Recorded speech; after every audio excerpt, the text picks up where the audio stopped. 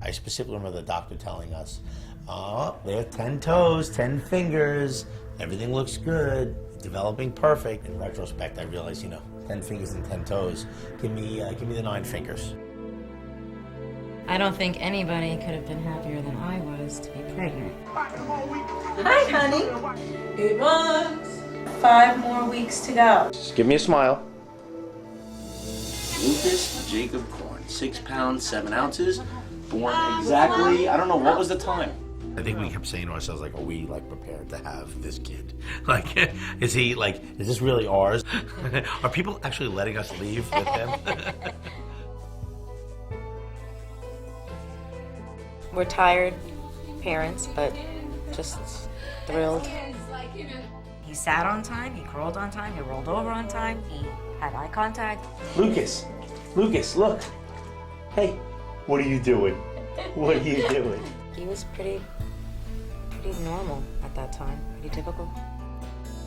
It was at the 10-month schedule with the doctor that he got 6 vaccines all in one time. Around 12 months, we started to have some real concerns.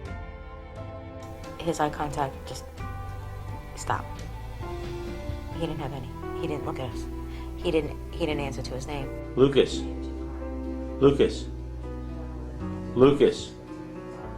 You're like staring into space. When Lucas was diagnosed that day, I felt like everything in life had slipped away in one moment. I felt as if my life was over completely. He's never going to be able to talk. He's not going to be able to take care of himself. He's never going to have eye contact. My son is never going to look at me. He's never going to know how much I love him. He's never going to know how much I love him. That was the loss that I felt, and it was extreme. I just read something that this can maybe be helped, and I don't have time to think about myself, so I can't mourn this. I began to research a lot. I researched every day, every night, every minute of the day. And I found different things that I thought could help my son. You're so smart. Okay, ready, Lucas?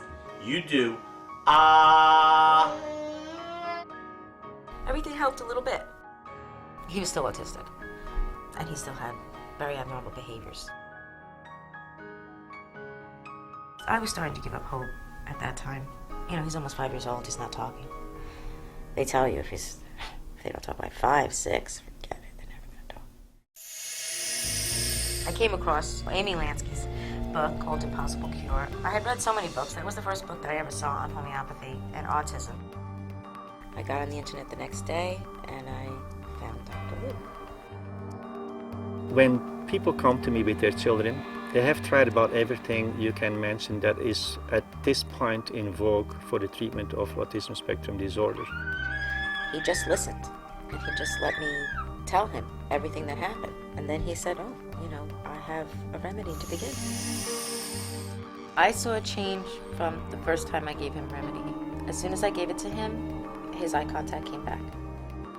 Maybe it was something else, or maybe it's just a fluke.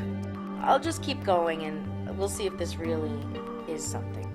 And when we got deeper, then we changed his remedy to a remedy that's called tarantula. We gave it to him, and by the next week he said his first word. He just said no. I said something and he said no.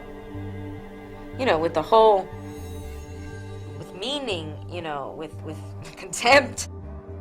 Many of my colleagues would say about homeopathy is just a placebo. To those who doubt this kind of things, of course I have to say science doesn't know everything yet. So I don't want to deprive people because we haven't been proving it according to the science we know at this point. He went from no language to saying no, to singing the alphabet, to singing happy birthday. Lucas can read. Under the Sun. there is a Tree. tree. I can only think about the mothers of the autistic child and know what they're going through. It's a tremendous job. That's a 24/7 job. It's another day where you don't know what's going to happen. I feel I need to put the drive I have into the people, that they know there is hope for them, that they shouldn't just stop and give up thinking I can do nothing for this child. My son wasn't even with us. He flapped. He had no eye contact. He was in another world. He's come a long way since we started with Dr. Luke.